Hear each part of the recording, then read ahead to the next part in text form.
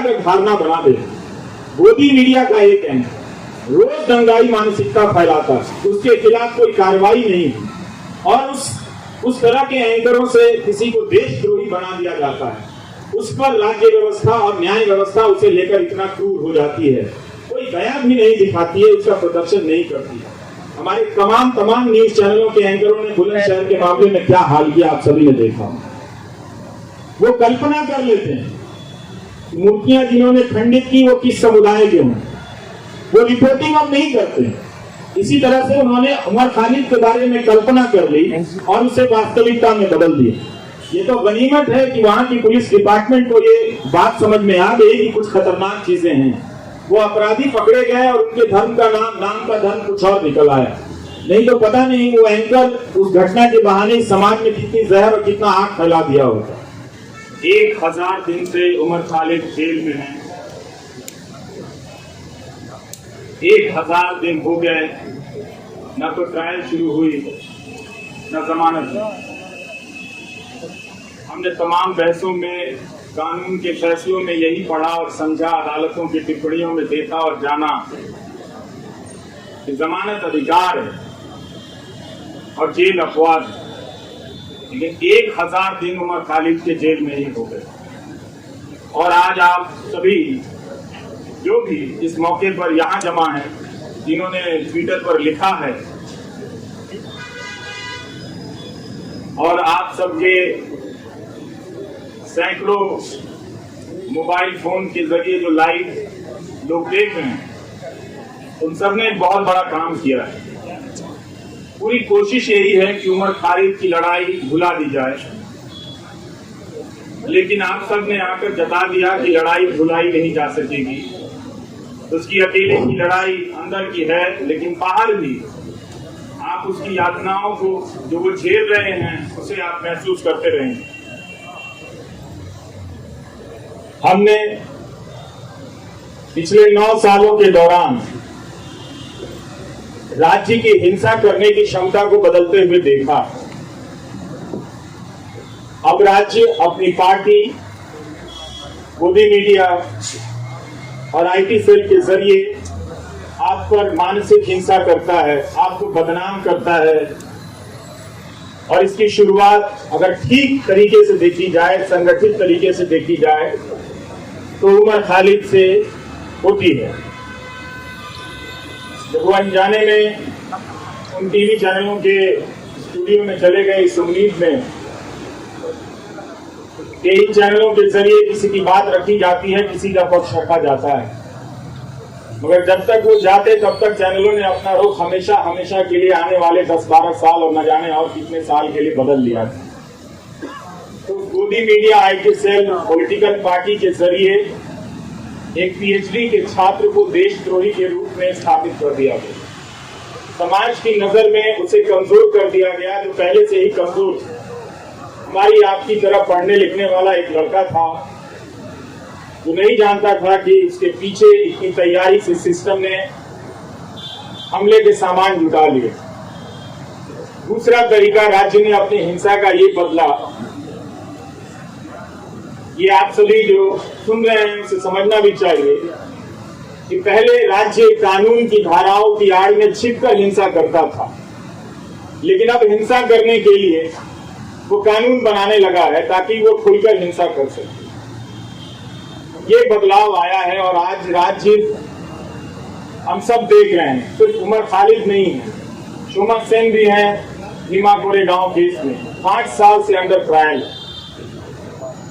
जब बड़े बड़े न्यायाधीशों को अंडर ट्रायल के बारे में बोलते हुए सुनता हूं तो मुझे लगता है कि यही 2-4 केस उन्हें भी नजर नहीं आते होंगे, या उन्होंने भी अपनी सुविधा के हिसाब से इन कुछ केस को देखना सुनना बंद कर दिया इस तरह से कि ये केस छोड़कर बाकी और केस पर बोला जाए। तो कभी भी सबके सामने में है, सुप्रीम कोर्ट ने तमाम टिप्पणियां की है जमानत को लेकर, सबके सामने ये बात है, मगर कभी भी 1000 दिन तो सुनवाई चली है दिल्ली की निचली अदालतों में, बेटवा शर्मा ने लिखा है, और कोई 400-300 दिन दिल्ली हाईकोर्ट में इस तरह से जमानत को लेकर सुनवाई चलती रही। इसके बाद भी जमानत एक इतनी मुश्किल उम्मीद इस लड़ाई में बनकर सामने आ गई। यही उम्मीद कर सकते हैं कि कभी कभी न्याय व्यवस्था की अंतरात्मा किसी रात को जगती होगी, और जब जग जाएगी तो देखेगी कि कानून के हाथ लंबे नहीं, उस कानून के हाथ रंगे हाथ भी होते हैं। उसे नजर आएगा, वो बात समझ में आएगी कि क्या हो रहा। हम सब ने यह भी देखा है कि मीडिया के स्पेस से उमर खालिद को धीरे धीरे पीछे की तरफ धकेल दिया गया, किनारे कर दिया गया, ताकि भुलाने की प्रक्रिया में तेजी आए। मैं अक्सर सोचता हूं कि जो लोग शुरू में बोला करते थे वो लोग आगे चलकर बोलने की प्रक्रिया से ऊब गए या उस प्रक्रिया के सहयात्री हो गए, जिसने ये तय किया है कि हम जब किसी के साथ इस तरह की यातना करेंगे, मुखार धाराओं में उसे बंद कर देंगे तो उसे भूल जाना होगा, उसे उसके हाल पर छोड़ देना होगा। उमर खालिद की जितनी भी तस्वीरें आई इस दौरान, जहां भी छवि या चंद वीडियो में नजर आए, मैंने एक हंसता हुआ लड़का देखा, लेकिन उस हंसी को देखकर अपने भीतर उदासी भर जाती थी कि हंसी जो है वो अपने लिए नहीं, वो हम सब के लिए छोड़कर जा रहा है। कि आप शायद अपनी जिंदगी में सामान्य होंगे, इस वक्त एक ओवर में फालतू का मुकाबला चल रहा है इंडिया ऑस्ट्रेलिया के मैच में, ट्वीट करके अपने आप को क्रिकेट प्रेमी जता रहे होंगे। जता सकते हैं, बिल्कुल अपनी जिंदगी जी सकते हैं और जिंदगी को उसी रोशनी और संगीत के साथ जी सकते हैं, मगर याद करने का जो फर्ज था नागरिकों का बहुत लोगों ने भुलाया, और ये होते हुए हमने देखा। उनके लिए एक ऐसा विषय बन गया जिस पर लिखना, जिस पर बोलना राज्य से टकराने के जैसा हो गया। वो अपना हिम्मत हारने लगे। लेकिन यहाँ आकर यही लगा कि शायद मैं उन 2-4 लोगों की परवाह कर रहा था, 8,000 लोगों को, सैकड़ों लोगों को नहीं देख रहा था जो आप राज्य से लड़ रहे हैं। राज्य कई तरह के सेंसर लगा रहा है, लेकिन फिर भी आप बातों को पहुंचाने के लिए अपने कैमरे हाथ में थाम कर उठाकर खड़े हैं। ये बहुत बड़ी बात है। मैं याद करना चाहता हूं उमर के साथ आज बेतवा शर्मा को भी, जिन्होंने दिल्ली दंगों के मामले में शानदार रिपोर्टिंग की, आज भी की है बेतवा ने, और पहले भी सपूरा के मामले में उन्होंने शानदार रिपोर्टिंग की, और जिसकी वजह से लोगों ने जाना कि नताशा नरवाल, देवांगना कालिता, इन सब के साथ क्या हो रहा है। इन्हें जमानत मिली, लेकिन उमर खालिद को जमानत नहीं मिली।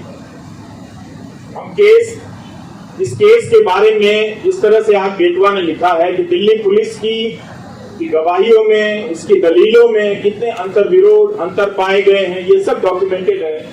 और आप सभी को पढ़ना चाहिए कि एक पत्रकार ने, और पत्रकारिता सीखने के लिए भी पढ़ना चाहिए कि अपनी उस बात को कहने के लिए बेतवा शर्मा और उनकी टीम ने कितने हजार पन्नों के दस्तावेजों को पलटा होगा, और उनके वकीलों ने जो उमर के साथ लड़ रहे हैं, उन लोगों ने कितनी कानून की किताबों को पलटा होगा कि इंसाफ और जमानत तक के दरवाजे तक उमर खालिद को ले जाएं। मगर लगता है कि वो उस दरवाजे तक पहुंचने का रास्ता बहुत लंबा कर दिया जा रहा है, या शायद उमर खालिद के लिए ही बहुत लंबा है, या चोमा सेन के लिए बहुत लंबा है, सेन स्वामी के लिए जो दरवाजा कभी उस दरवाजे तक पहुंच ही नहीं पाए, इस दुनिया से चले गए। और भीमा कोरेगांव केस में क्या हो रहा है, ये सब हम सब देख रहे हैं। नेहा मसीह ने कितनी बार इन सब चीजों को याद करने की जरूरत है। वॉशिंगटन पोस्ट के जरिए रिपोर्ट की कि भीमा कोरेगांव केस में लोगों के कंप्यूटर में फर्जी फाइलें डाल दी गई, जिससे उन्हें प्रधानमंत्री की हत्या की कथित साजिश के आरोप में आरोपी बनाया जा सके, और लोग इन धाराओं में, इस मामले में कई महीनों से जेल में हैं। इसलिए उमर को याद करना, उमर के साथ साथ इन तमाम मामलों में बंद कर दिए गए लोगों को याद करना भी है। और ये अच्छी बात है कि रोना विल्सन को कोई याद नहीं कर पाता है, शोमा सेन को कोई याद नहीं कर पाता है।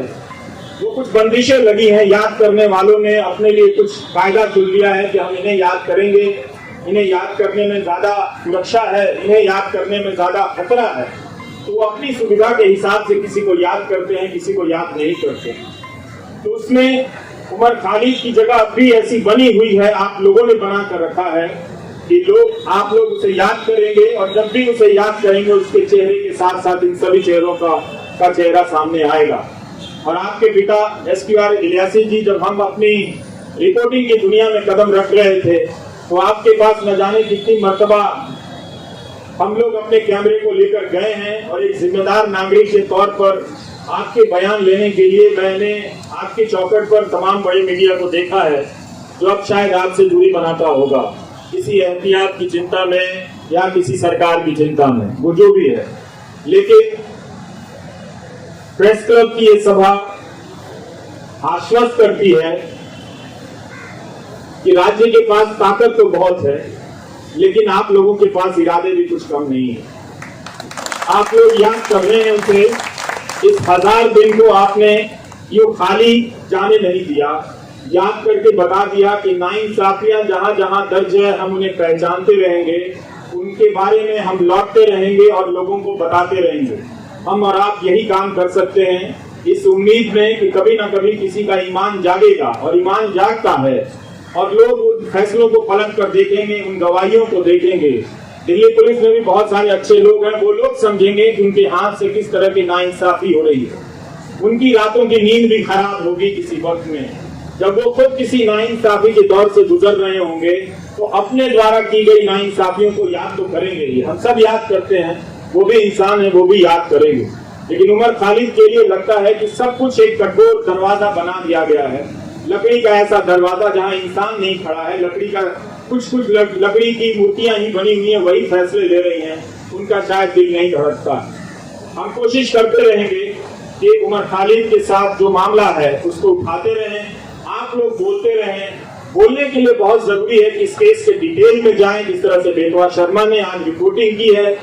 इतनी बड़ी मीडिया की फौज इस दिल्ली शहर में, पूरे देश की मीडिया को खत्म कर दिया गया कि दिल्ली में मीडिया है, क्योंकि नेशनल मीडिया है, वो राज्यों और जिलों की परवाह करता है। लेकिन अंत में ये नेशनल मीडिया भी खत्म हो गया और आज आपके बीच उसकी मौजूदगी नजर नहीं आती। कोई हाथ उठाकर नहीं कह सकता कि हाँ वो यहाँ पर खड़ा है, उसके चैनल पर उसका लाइव प्रसारण हो रहा है। अगर कोई ऐसा है तो उसके लिए ताली बजा दीजिएगा, नहीं तो आप सब अपनी निष्ठा और अपने कर्तव्य निष्ठा के प्रति खुद ही ताली बजा लीजिए। आपके लिए तो कोई आएगा नहीं। इस ग्रुप में आप लोगों ने इतनी मेहनत की है, बहुत बहुत शुक्रिया कि हम सब ने आज उमर खालिद को याद किया है।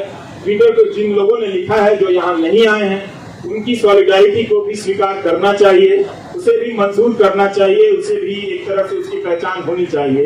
कैसे तमाम अनजान लोगों के जरिए भी ये बात दुनिया तक फैलती है कि एक नौजवान लड़के को, जिसकी पीएचडी, चार्जशीट से पहले अदालतें उसकी पीएचडी पढ़ लें तो उसके बारे में नजरिया बदल सकता है। लोग देख सकते हैं कि वो एक छात्र के रूप में कैसा रहा होगा।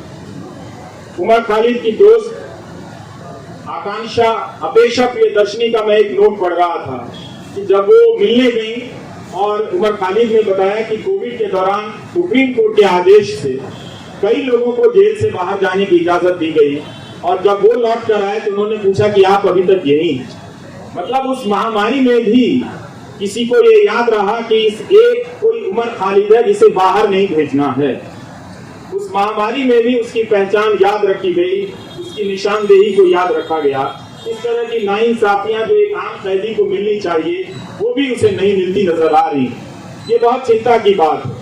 और जब तक ये है, अदालतों के मंच से बड़े बड़े न्यायाधीशों का बोलना हमें खाली सा लगता है, हल्का सा लगता है कि वे अंडर ट्रायल और अधिकारों की बात बहुत संजीदगी से करते हैं।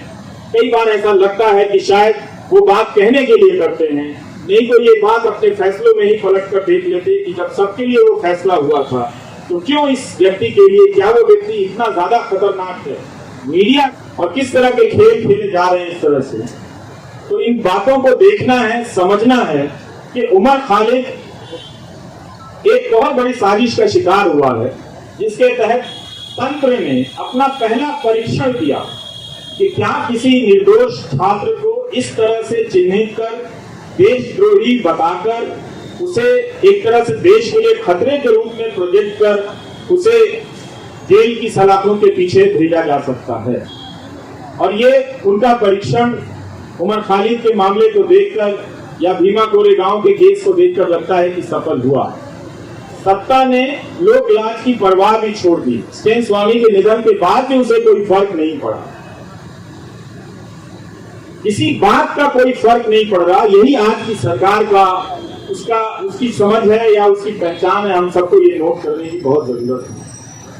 तो एंकरों को कुछ नहीं होता जो दिन रात दंगा फैलाते हैं, दिन रात अनाप शनाप दूसरे समुदाय के बारे में कहते हैं। लेकिन दंगा भड़काने के आरोप में पीएचडी के छात्र को सलाखों के पीछे भेज दिया गया, जिसके मामले में ट्रायल शुरू नहीं हुई है और ना ही चार्जशीट वगैरह इन सब ये चीजें पेश हुई है, ना जमानत भी मिली है इस मामले। तो हमें इस अंतर को पहचानना है कि कुछ लोगों को दंगा फैलाने की खुली छूट मिली हुई है, गोली मारने के नारे लगाए जा रहे हैं। वो कौन लोग थे जो इस कानून को लेकर आए और आज तक इस कानून को लागू नहीं कर सके? इस कानून को लागू करने के नियम तक नहीं बनाए गए, लेकिन 2019 के दिसंबर में आप जाकर देखिए लौट कर, तो इस तरह से सब कोई चिल्लाता था, चीखता था सरकार की तरफ से कि इस कानून को सूर्योदय से पहले ही लागू हो जाना चाहिए, ताकि दिन के निकलने से, सूरज के निकलने के साथ ही हम सब इसे लागू करें और देश को बचा लें। मगर अब उस कानून का नाम वो उन इलाकों में ही जाकर नहीं लेते। अब उस कानून का खौफ मणिपुर में भी पैदा हो गया। वहां भी कुकी जनजाति के लोग इस बात से चिंतित हैं, घबराए हुए हैं कि क्या कहीं ऐसा होगा कि हमें भी एनआरसी की यातनाओं से गुजरना हो। तो मणिपुर को लेकर देख लीजिए या दिल्ली दंगों को लेकर, जिसकी जवाबदेही तय होनी चाहिए थी गृह मंत्री, उनकी जवाबदेही तय नहीं, आज तक तय नहीं। गोली मारने के जो नारे लगा रहे थे उनका मंत्रिमंडल में प्रमोशन हो जाता है। सुप्रीम कोर्ट को कहना पड़ा दिल्ली पुलिस से कि ये जो नारे लगा रहे हैं वो मेडिकल प्रिस्क्रिप्शन नहीं है। इसके बाद भी जो व्यक्ति शांति की अपील करता रहा, शांति की बातें करता रहा, वो दंगों की साजिश के आरोप में जेल में इस तरह से बंद कर दिया गया। तो इस 1000 दिन को आप याद रखें, ये 1000 दिन सिर्फ उम्र के नहीं हैं, ये 1000 दिन भारतीय नागरिक समाज, न्याय व्यवस्था के अफसोस के दिन भी हैं, उनके शर्म के भी दिन। नमस्कार, थैंक यू। खबरों में बने रहने के लिए फोरम 4 को सब्सक्राइब करें और नोटिफिकेशन पाने के लिए बेल आइकन दबाएं।